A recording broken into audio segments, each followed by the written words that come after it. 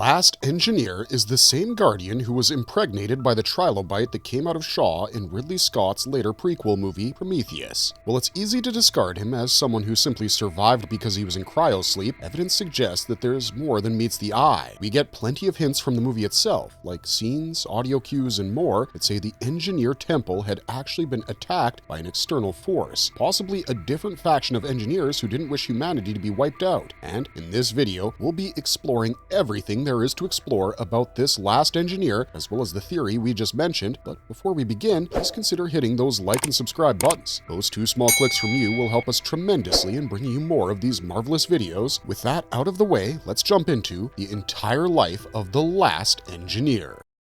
History of the Last Engineer. 2,000 years before the Prometheus expedition ever set down on LV-223, the engineers stationed there had drawn up plans to wipe out humanity. Their weapon was the black mutagen, a fluid that warped flesh and accelerated evolution into violent new forms. Now, the black goo is so potent that millions of years of evolution could take place in just a few days. But when humanity didn't follow the path set by the engineers and killed Jesus, who was also a member of their kind, the givers of life became the bringers of the apocalypse, and that's why they decided humanity's time had come. The last engineer was a part of this mission, the objective of which was to bring about an end to humanity. Whatever the exact cause, the weapon turned on its makers, and most of the engineers at the installation died in their own halls. A handful survived long enough to climb into sarcophagi aboard their juggernaut ship. In the end, only one chamber kept functioning, leaving a single engineer to slumber on while his brethren withered in their pods. He slept for nearly 2 millennia, entombed in silence,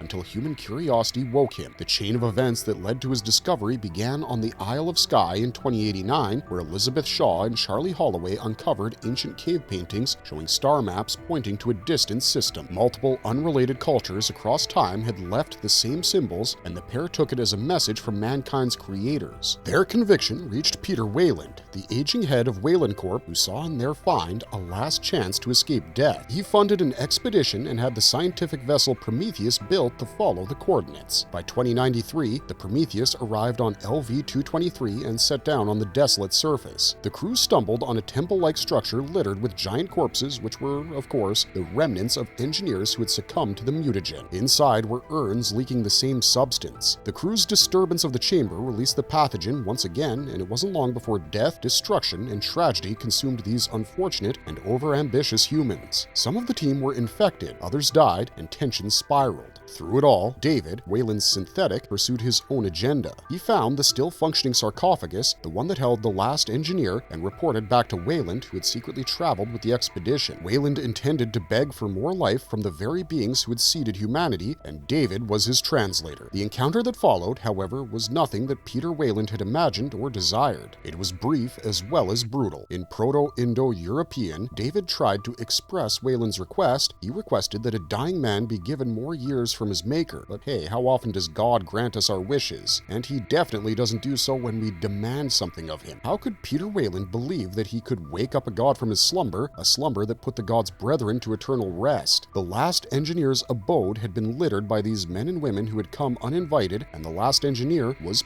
pissed. Depending on which version you consider, the engineer asked why such a being deserved more life. In some drafts, Weyland's answer is that he created David, only to insult the engineer further, as if creating humans was equivalent to creating an android. The engineer rose, tore David's head from his body, and killed Weyland and most of his entourage with little to no effort. Shaw alone managed to escape. Next thing we know, the engineer decided to carry on with the mission that he had been forced to abandon all those years ago. He climbed back into his biomechanical suit, interfaced with his ship, and prepared to take the black fluid to Earth to cleanse it of human inhabitants. He wanted to destroy our entire race, for we had become corrupted and too ambitious for our own good. Creating the synthetics was not like creating life itself, it was far inferior to that achievement. Yet humanity now posed a certain threat because of how ambitious it had become, and you know what? The last engineer's plan nearly succeeded, but the remaining Prometheus crew rammed their ship into the juggernaut to stop its flight. The collision brought both vessels down in ruins, yet the engineer was far from finished. After all, he was a godlike figure who couldn't be killed by explosions, but his kryptonite is other beings born because of the effects of the black goo. Moving on, he crawled from from that wreckage, scarred but alive, and tracked Shaw to Vickers' lifeboat. There, the tables turned. Shaw, who was already tormented by her own infection with the pathogen, had cut from herself a strange offspring, the Trilobite. You see, earlier, David had spiked Holloway's drink with a drop of the black liquid, and when he had intercourse with Shaw, she became pregnant despite the fact that she had become barren, albeit surgically. Nevertheless, she unleashed the Trilobite on the engineer in a desperate gambit. The massive cephalopod-like creature wrapped around him, forced him down, and impregnated him, much like a facehugger impregnates a human or a certain lung of an injured medic. Though he fought, the engineer couldn't escape. Shaw fled as his fate was sealed. Later, a new creature tore its way from his chest, marking his final miserable end, and that creature is known as the Deacon. Outside of the finished film, The Last Engineer's story has alternate versions. One deleted scene added a lot more dialogue between David and the engineer. In that exchange, the engineer condemns humanity as a violent, barbaric mistake and references an earlier attempt to send a teacher, a mother's child, to guide them, only to have that figure punished. As we mentioned earlier, this allusion to Jesus has been widely debated in the Alien universe, and this dialogue suggests that the engineers once tried to correct humanity with direct intervention through Jesus and his teachings. Another script draft by John Spatz, called Alien Engineers, went further ahead, and in this version, the engineer encountered in Prometheus was actually the space jockey found in Alien. Yup, Ridley Scott's original movie. That would have really connected the quasi-prequels into proper prequels. The latter rewrites distanced the character and transformed him into a separate character altogether, albeit within the larger mythos. Ridley Scott also filmed an alternate ending where Shaw fought the engineer with an axe. This sequence was abandoned, as Scott himself noted, because it seemed implausible for a lone human to overpower a 9-foot-tall, towering figure bred for resilience and strength, unless that human isn't a human but Arnold Schwarzenegger fighting a predator. Anyway, the decision of Mr. Scott aligned with the core theme of humanity's fragility in the face of its makers. So that was the history of The Last Engineer. But you know what? The being is an absolutely complex one and has many layers that can only be explored in detail once we take a closer look at the movie. We did that already, so all you gotta do now is sit back and enjoy. Theories and speculations. What really happened to the engineers in Prometheus? Something everyone missed. When the crew of the Prometheus entered the engineer temple on LV-223, most took the scene at face value. Why not? I mean, it was a ruined structure, a handful of bodies scattered here and there, and the hint of a catastrophic outbreak. But looking closer, the details don't line up with that simple explanation. Every step through the structure suggests something far more deliberate and violent. The engineers inside weren't victims of their own clumsy mistakes, and it seems like they were overrun by something more sinister than an accident. The first clue is the door. The crew had to crouch down and push through a small broken opening, clearly not the intended entryway for beings nearly 10 feet tall. The door's frame shows layered metallic panels with clean cuts and jagged fractures, as if something had forced its way in. An engineer would never crawl through such a gap, and the design of the structure suggests that the doors were meant to seal smoothly, not shatter into fragments. Screens back on the Prometheus confirm this. The live camera feed shows the same busted door, one that no engineer could have used to leave or re-enter. This alone undercuts the idea of a lab accident, making it very evident that the place was breached. But by whom? The interior tells the same story. Debris litters the path deeper inside, chunks of rock and metal that don't match the ordered, almost ceremonial design of engineer architecture. In the circular chamber where the crew famously removed their helmets, another broken door leads in. The slabs of stone are scattered inwards, blocking the way like rubble from a forced entry. Nowhere else in the chamber has similar debris. Engineers didn't build these places to look like caves, and their obsession with order makes random wreckage even more suspicious. Once again, we can conclude that someone, or something, smashed through. Then, there's the green residue David finds on the hologram console. Fans often skim over this detail, but it matters. It isn't the black pathogen we've come to associate with LV-223. David even pauses to comment, "impressive," while analyzing it. Under magnification, the goo shows living cells, active after 2,000 years. Engineers don't secrete anything like it, and their suits are clean, self-contained systems. If it didn't come from them, then what left it? Saliva from a xenomorph doesn't fit the bill. I mean, why would a creature press its mouth against a control panel?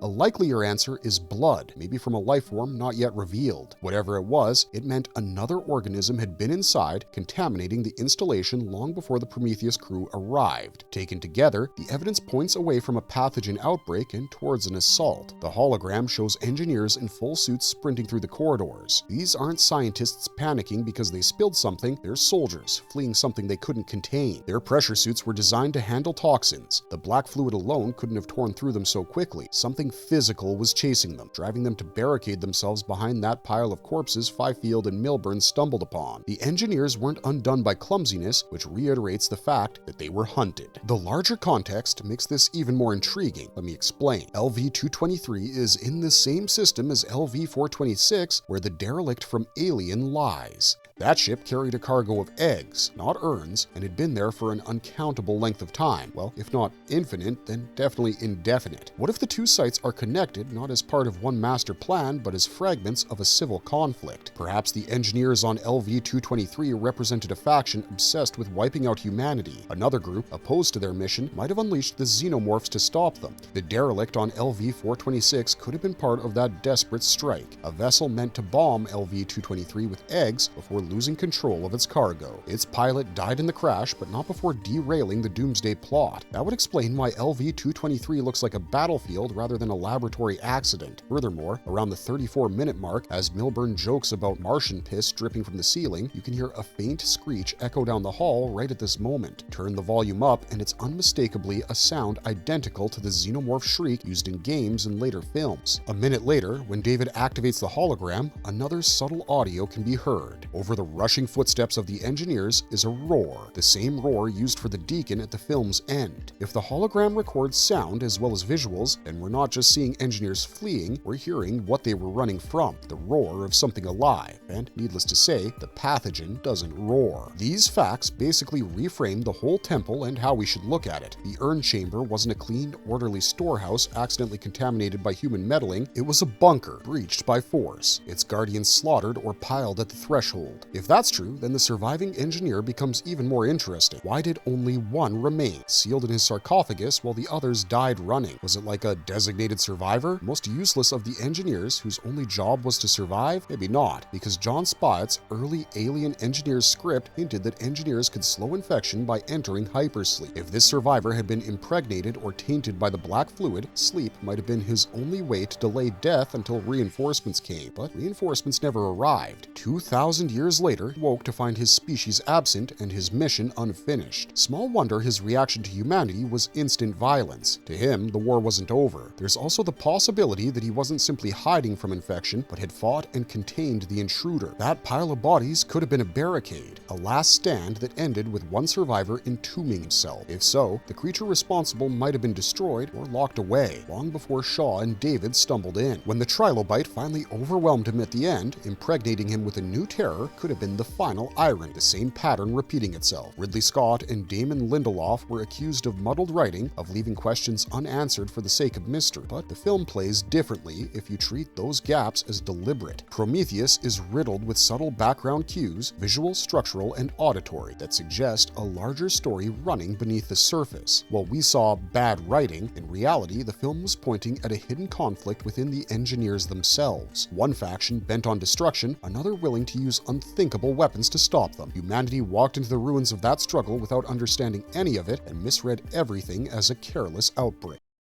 Marvelous verdict! The Last Engineer's place in the lore is pretty unique. The Last Engineer represents both the ambition and arrogance of his species, guardians of technology so advanced that it could birth or annihilate entire worlds. His survival for 2,000 years ties humanity's myths of gods and creators to a physical, hostile reality. When awakened, his first instinct wasn't dialogue or compassion, but to resume a plan of extinction, treating mankind as a failed experiment to be erased. His downfall, by contrast, came not through human strength, but through one of the very mutations born from his own weapon. The Trilobite and the Deacon were accidents, byproducts of reckless tampering, and yet they sealed the fate of the being who once held humanity's destruction in his grasp. Across scripts, deleted scenes, and final cuts, The Last Engineer reflects the shifting themes of Prometheus, from creation versus destruction and faith versus disillusionment to mankind's place in a universe run by indifferent gods. Whether he's read as a high priest of the mutagen, a soldier executing orders, or a remnant of a once great race, his story begins with hubris and ends in irony. The being meant to wipe out humanity instead becomes host to a creature that extends the alien lineage, proving once again that attempts to control life often create horrors far beyond intention. But then there's the broken doors, the scattered debris, the green residue, the hologram's roar, and the faint screeches in the corridors. And all of these factors point towards an attack. And this very possibility reshapes not only the film, but the mythology of the franchise. The engineers may not have been gods undone by their own hubris, they may have been soldiers in a war that left only one survivor, a war fought with weapons that still linger in the shadows of their ruins. Unfortunately, that's all we got for you this time, guys, but we'll see you in the next one. As always, if you enjoyed our content, don't forget to leave a like and subscribe to us if you haven't already. Otherwise, thanks for watching, stay safe out there, and have a marvelous day.